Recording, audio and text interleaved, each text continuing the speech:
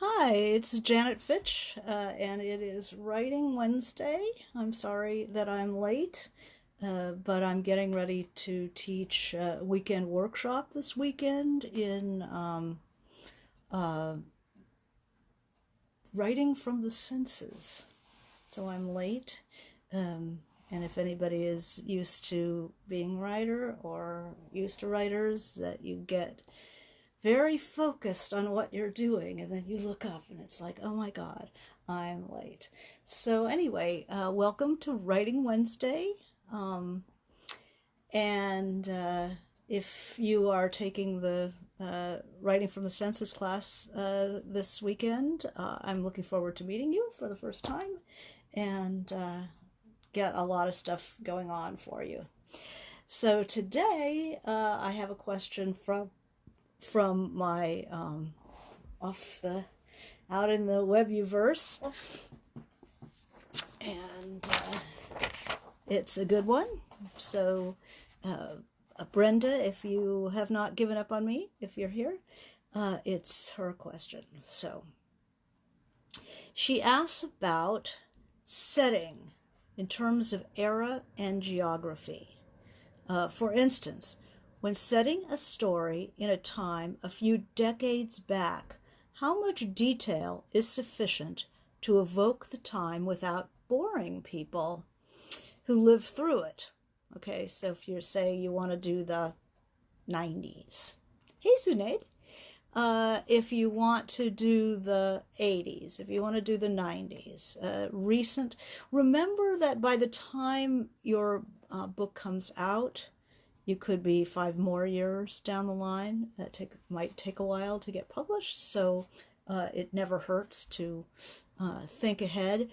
Your book might be read 20 years, 30 years from now, in which case you do want a bit of a sense of time and place that will seem contemporary to you, but will be distant in time to your reader. So think about Anna Karenina. That was a contemporary story when Tolstoy wrote it, but it does have elements of the past.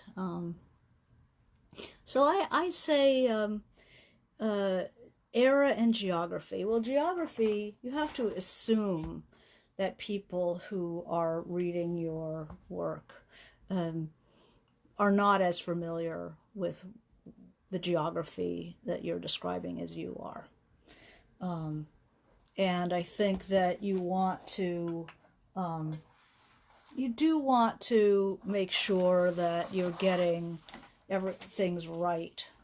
And it doesn't, the idea is everything is always seen through the character's eyes. So remember that your character will be familiar, very familiar with your work. So you're walking this line. I'm moving my camera here.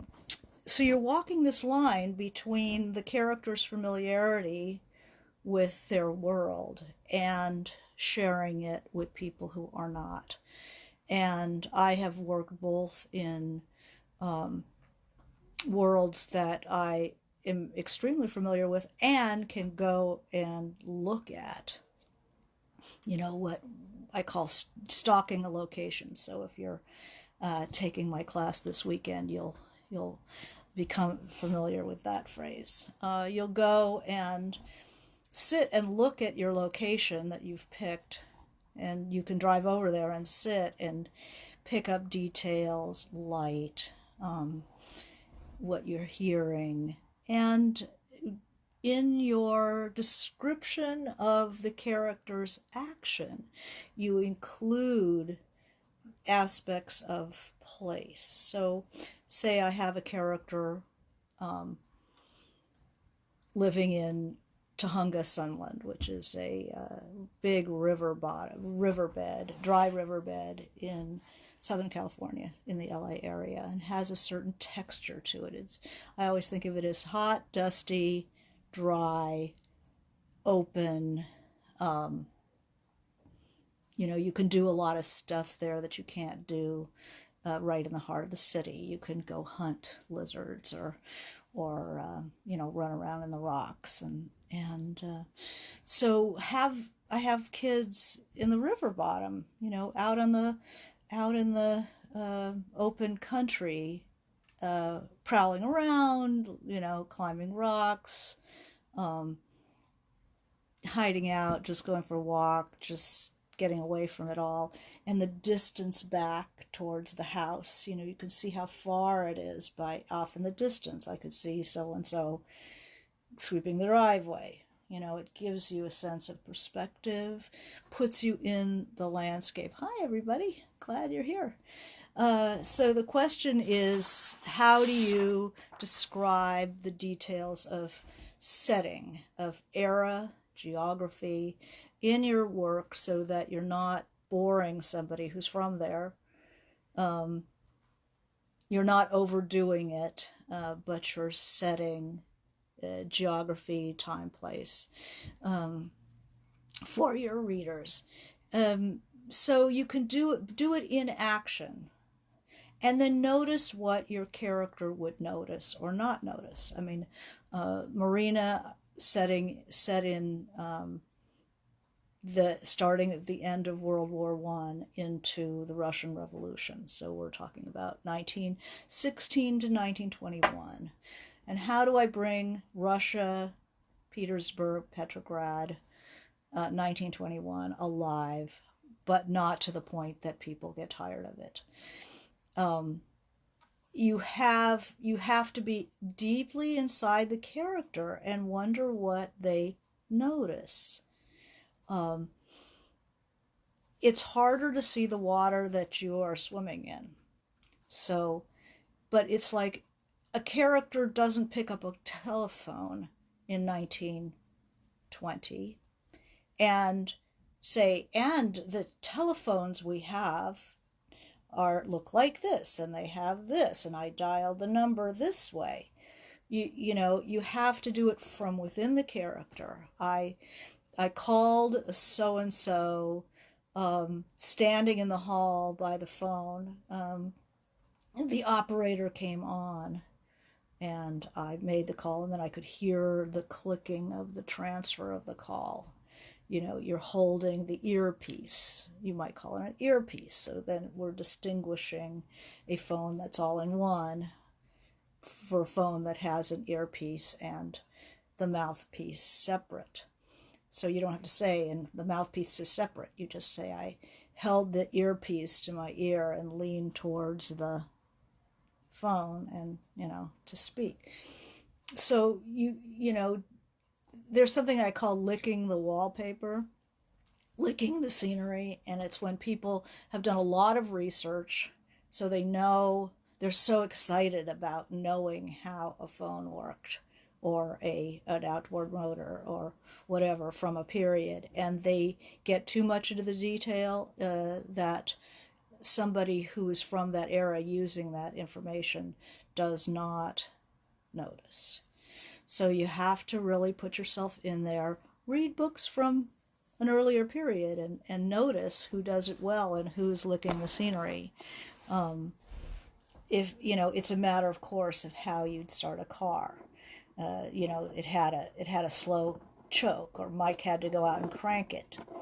You don't have to say the Model T at this moment has a manual. No, you have Mike get out and try to start it, and gets it started, but comes in having hurt his hand because the crank wound back on him and whacked his hand. So there we know how it worked. Always through the character. Period details, say in the 80s. Say your 80s. Some people have lived through that, some people haven't. So any era, some people will have lived through it, others won't. You don't have to say, there used to be these really cool little jukeboxes that were clamped to the counter in the local thrifties.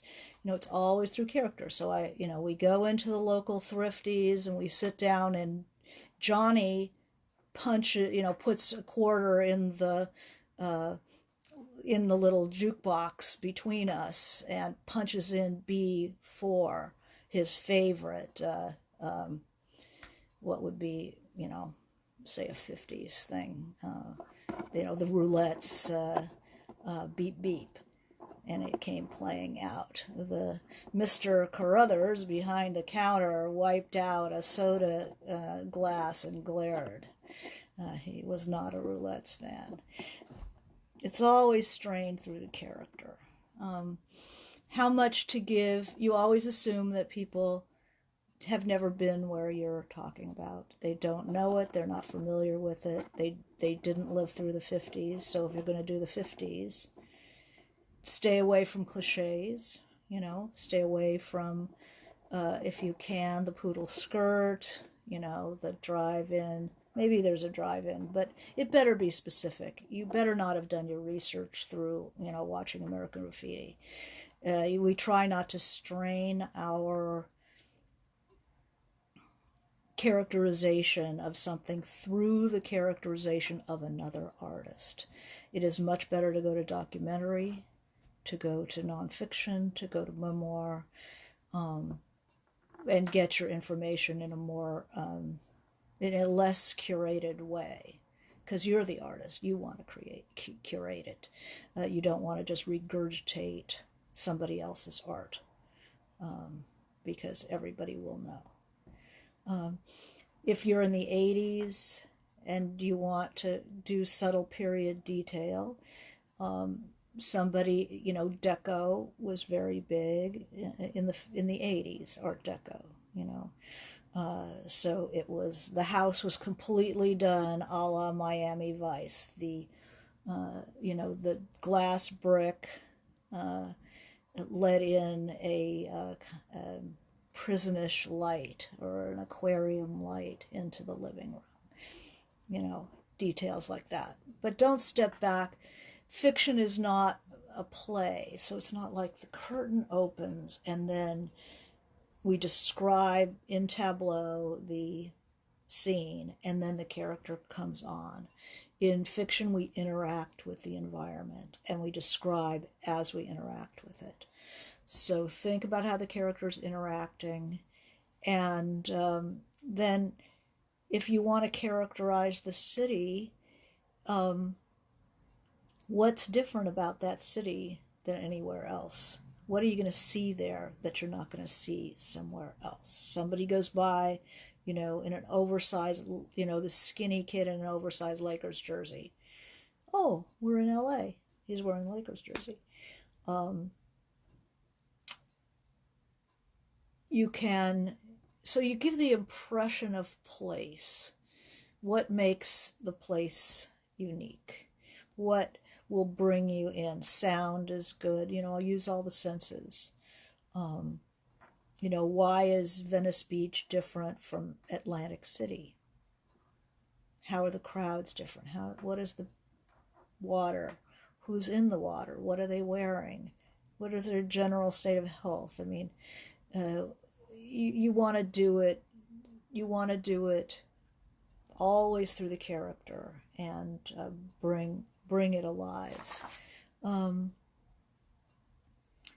Favorite sources for gathering details on an era that's passed or place that's changed a lot. Photographs are much better than watching a movie that's been curated, but you can get detail from a movie, especially the more recent the better. But they have the art departments are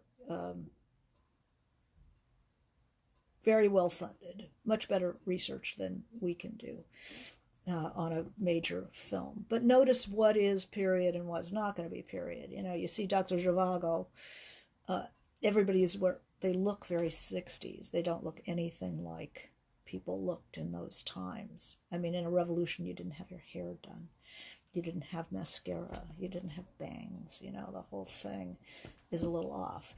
But you can see what the trains looked like. You can see what the uniforms look like. That'll be accurate. I think that what is the, if you want to do the slums of New York in 1930, you'd think of what photographers were working at that era. The Bernice Abbott photos of New York at that period. You can learn a lot from looking at those photographs and how people dressed, how people of different classes dressed, where people of different classes lived. You can just look at architectural photos. You can look at home and garden magazines from the era. There's a site called JSTOR, JSTOR, which is all the historical periodicals and articles and stuff. And you can get through that through your library card. You can get into JSTOR. So that's always a good way of finding things out. But photography is always good. Unvarnished information. But the more you know about your period, then the more you know what to look at when you're looking at those photos. What am I looking for? Also notice that the period details in a home of poor people will be less modern than of wealthy people. Wealthy people are right on the fashion, so in the Art Deco era, a wealthy person's home might be super Art Deco, whereas a poor person's home will probably be full of stuff from the last 40 years.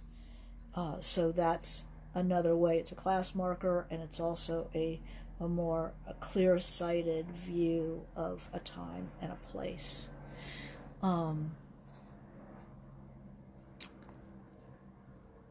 The glass bricks, oh yeah. And everything was Miami Vice, and the colors and the flat, the effect of the films at the time.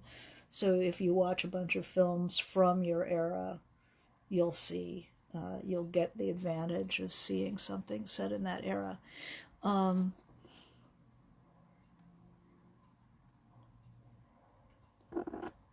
It's odd not to recall the COVID-19 lockdown background. Kitchen sink drama, for example. Let's see.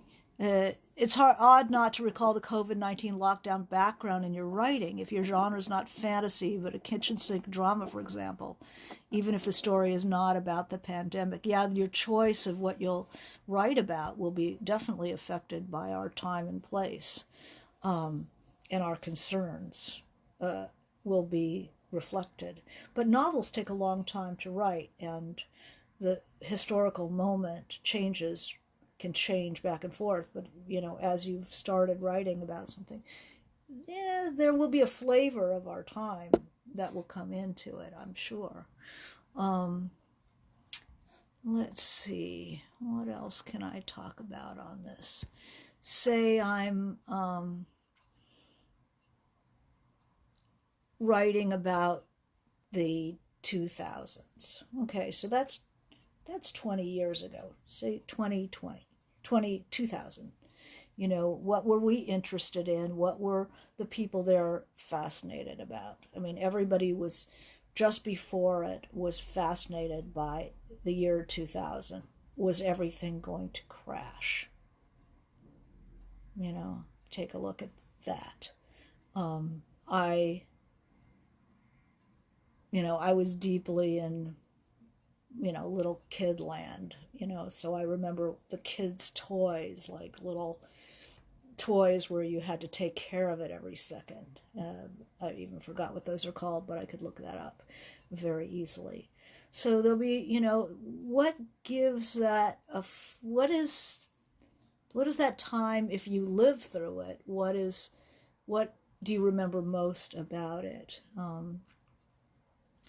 If it's environment, think about what the light is like, what the weather is like, what the plant life is like. If I'm doing, say, I don't know, Indonesia in the 50s, I'm going to have to find out about the weather. I'm going to have to find about where, Indonesia is huge. I mean, what city, or where's my locale? And then kind of start checking that locale and checking the politics and checking the, what the dresses, what the holidays are, what time of year am I setting it, notice the sounds. There's a wonderful book that I read called Golden Child, a novel set in Trinidad. And just the way things are named is different. The jungle is just called the bush. The what they call the storms, when the storms come, how the houses are built.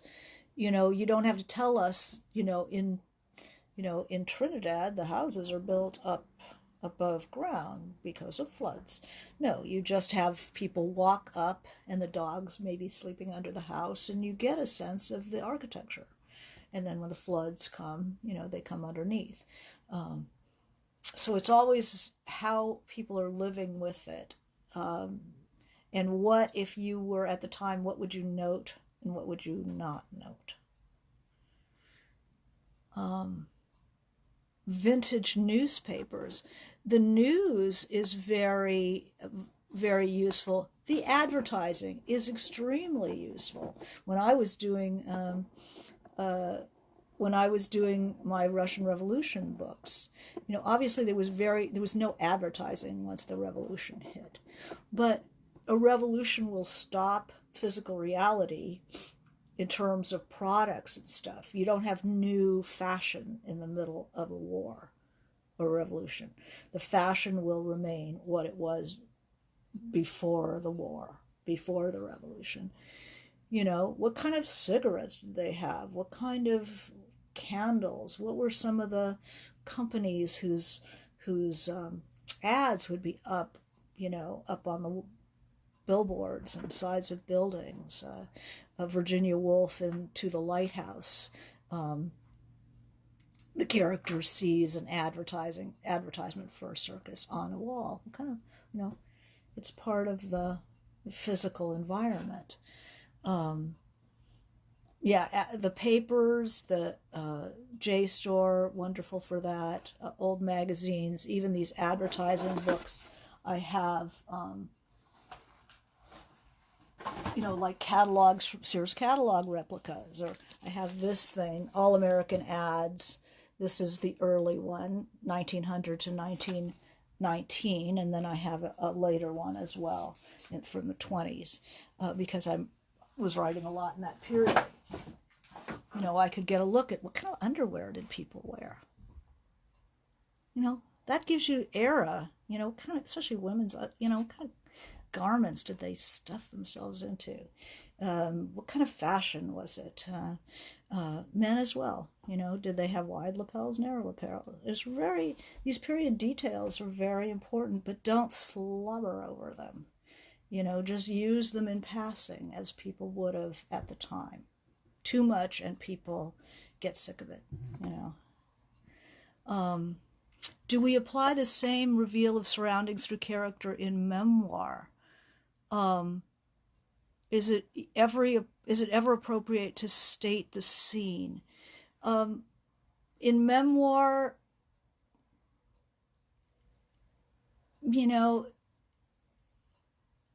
you might want to be thinking about, because you don't do live scenes as much. It's more like, I remember my parents' living room, but do hit the senses, what it smelled like, what that couch felt like to sit on, make sure you're in the body, especially in memoir, and scent is so evocative of time and a place. Don't forget to do the senses. Taste, what did they eat? Each era in America, the food is so indicative. If you want to do the early 60s, you have them eating, getting in there with the fondue and making a mess, or the little weenies that in the electric skillet, it's a whole, gives you a whole era. Date nut bread in a can. Where did that come from? What was big in your era? So memoir definitely you can set it with these subtle elements. Uh, some article of clothing that maybe your character doesn't have but wish they'd had. It's like, oh, those shoes that my mother wouldn't let me have because she didn't want me to have them for whatever reason. They will flood you with memory, and then you have to explain to the reader what it was about them. Like I had a pair of my first high heel shoes were little, like 1-inch heels. They were like a butterscotch patent leather pump with a flat grosgrain bow. And butterscotch was definitely one of those 60s colors. So I would describe those. I put on my yellow shoes, my first pair of heels. They could have been, right out of Blow Up. It made me feel like I was distantly related to the mod, mod London, which was what I was thinking in my mind that I was when I put those shoes on. Yeah, so it's like, how do you enter the body of the character, the desires, the yearning, the tactile quality, especially of memory, and don't just keep it on the surface like a textbook. And I remember blah blah blah blah blah. Really go into the body for memory.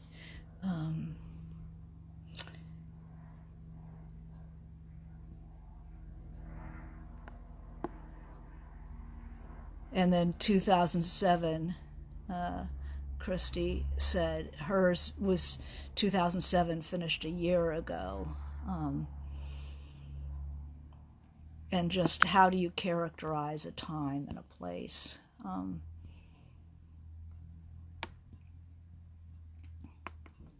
Stuffing themselves into garments speaks how people viewed themselves and each other, especially women, because femininity is such a construct. It's such a performance that to watch a woman get dressed is to bring you back to a time and a place. If anybody watched that show, Pan Am, just to see the undergarments shows you the oppression. It shows you the oppression that you would carry out yourself because you have taken on the patriarchy lives in your head, and it's like, oh my God, the girdle, the stockings, the garter belt, the bra, the Merry Widow, that you're so contorting the flesh into this socially accepted image that is distracting you from living your life. You're seeing so much of the time, of the zeitgeist of the time, through these strictures of clothing and whatnot. What clothing means to these people. The food, the Jell-O mold salads, the boarded up windows and poles. Oh, this was white oleander. And, cities have different eras, so depending on economics, the 70s was a really tough time for the cities. And if you write about the 70s, then you have that sense of imminent bankruptcy and nobody's collecting the trash and it's dirty, and the bright prospects of the 60s are like kind of going south. The colors, every era kind of has its color palette. The 70s were very brown, rust, back to the land. The 60s were very primary colors and very bright. The 80s had that Miami Vice palette, the aqua and the mauve. I see that so clearly. The 90s had it was hard to, you have to go back through House and Garden and you'll pick it right up, or any kind of fashion magazines, you'll pick it up. Once I had a kid, I was like not really that aware of what was going on. I was just trying to keep my head above water. Um, Shaping sex and sexuality, Playboy collection. I mean, the media will reflect a lot back. And um, the, people, I, I am just going to surmise or guess that people will start writing about the 30s again, the Dust Bowl, people leaving because of the climate, um, what the 30s looked like and felt like, and the details of that. I wouldn't be surprised if there was going to be a lot of writing about the 30s, because people are going to be writing about the present in terms of the 30s. People are going to be writing about the influenza pandemic as a way of writing about this. And so you're going to see 1919, 1918, 1919, just the end of the war, and what was that like? So what else can I tell you about this issue? Always strained through people, characters' experience. And memoir is often, extremely good. Women's memoir is extremely good for research, because women have to interact with physical reality a lot. So they will let you know, how did you do the diapers in a war where your water was cut off? Things like that I had to deal with the Russian Revolution. How did you cook? How did you get your water? What were the sanitary possibilities like? And then, it's always, what didn't they have?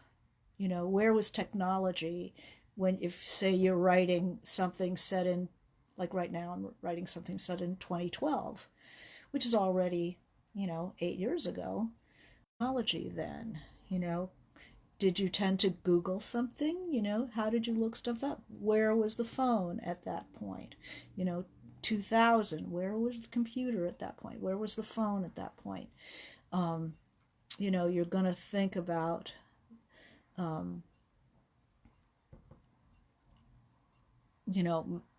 MySpace, and what did they have? It doesn't mean you want to be all that, unless you want to write a real pop novel that deals a lot with popular culture. If you're writing literary, you're just a touch in there, just a little touch will put us right in. What was your character watching on TV? What were they reading? Did they take magazines?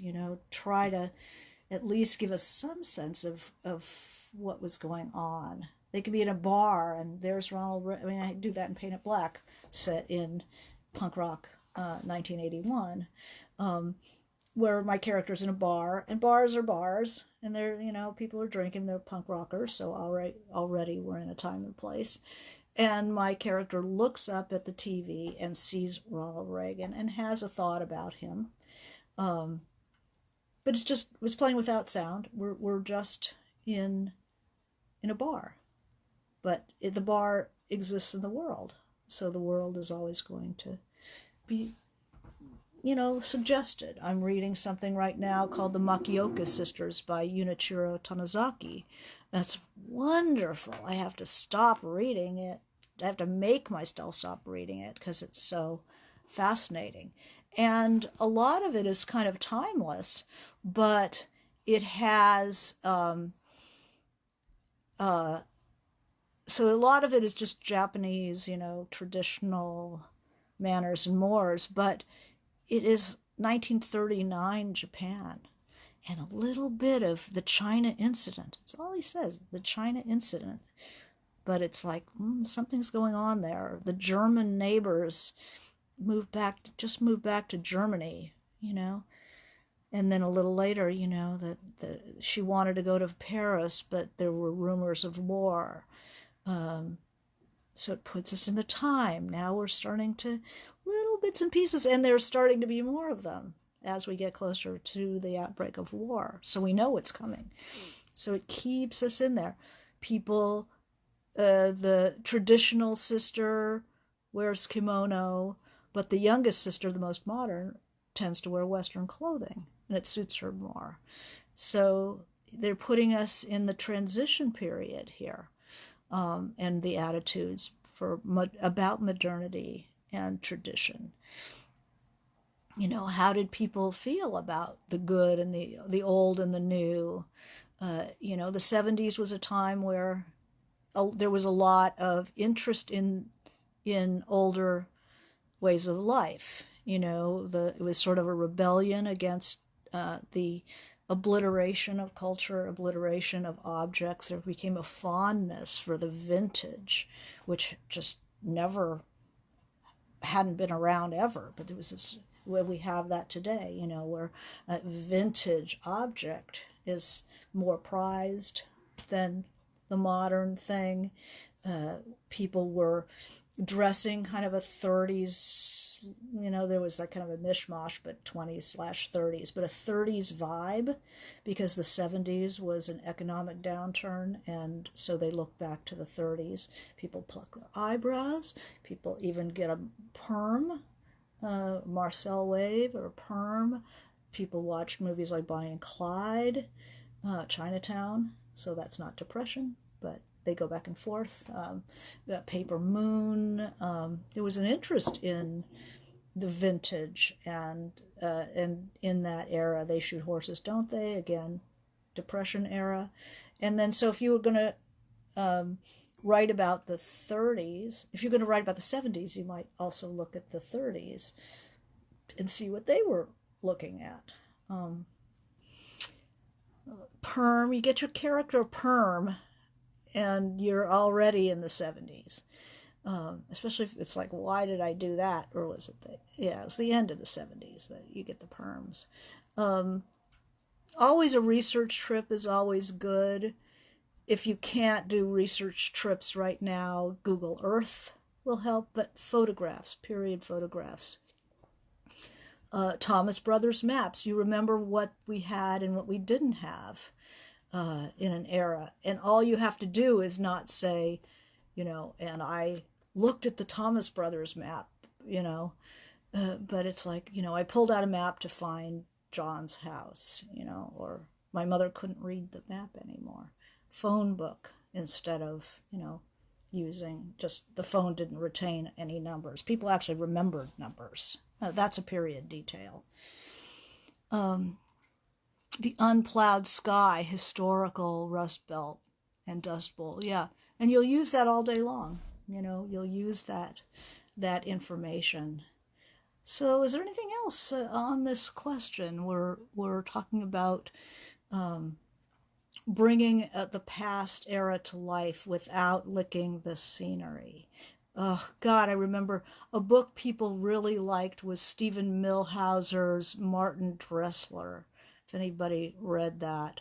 I hated that book, and it was because, and he did very well with it, but he just drooled, hi Alden, he just drooled all over the research of what he knew and how the phones worked and how the cars worked and how the kitchen sink worked. And no one who had lived at that time would have given any of that a second thought. They would just have used it, handled it. It's like, okay, yeah, oh my God, they used a washboard, because somebody is scrubbing a washboard, and, scrubbing clothes on a washboard and talking to somebody else.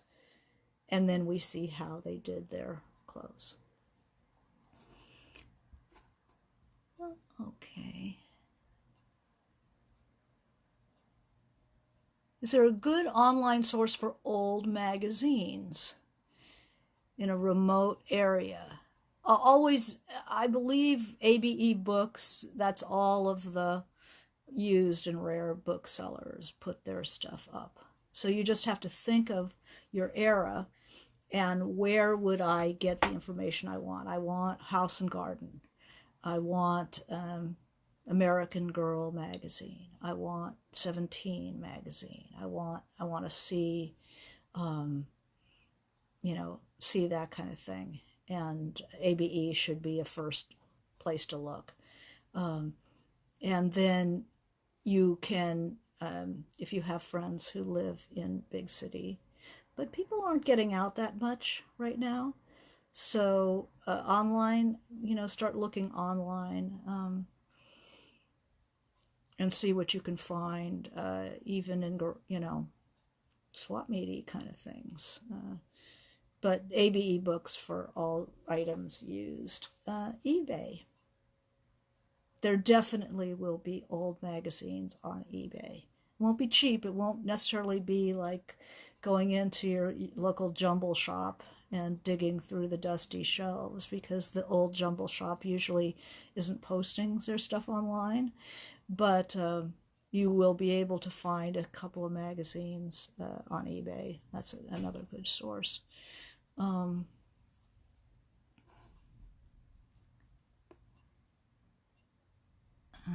Let's see. Raves about Martin Dressler. I thought his handling of the period was was awful.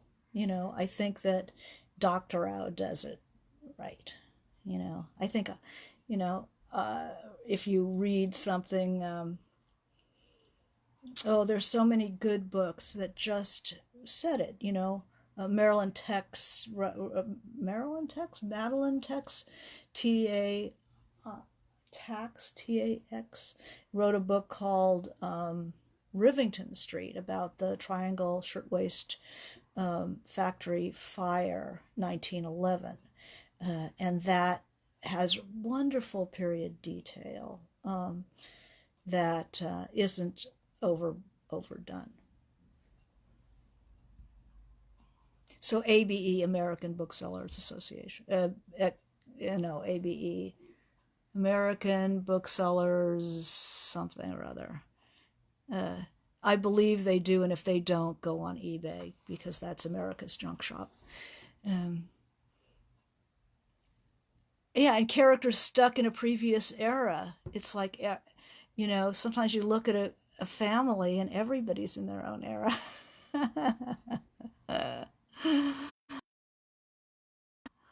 And simplicity patterns, you can just look at them online. Pinterest, a lot of people pin things in era. Um, oh yeah, YouTube, and you go Google Earth, if you want to go and look at neighborhoods, but it won't be period, it will be contemporary. Um,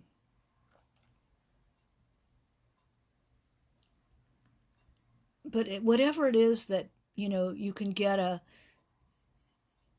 notebook of pictures so that you can go through and remember that feeling, the feeling of that era, and watch their movies. Not contemporary movies so much as movies that were made in those eras. Tells you a lot about the era. Contemporary movies often have good art direction, though, so they do their research and they get it right. There is a continuing progression towards realism, to the point that trying to remember what the film was that lit everything in by the light that they used at the time. Um, hundreds of candles in these scenes, historical film, historical lighting, how they handled lighting, how they handled candles, and learn how those kerosene lamps worked, and when they used them, when was gas lighting used, and how did that work. You know, YouTube is great because there are a lot of these vintage collectors of vintage items that show you how it was used. I was on that all the time. How an old phone worked, how an old outboard motor worked, how a knitting machine worked. Well, people have them and they show you how to use them. It's like, wow, there we go.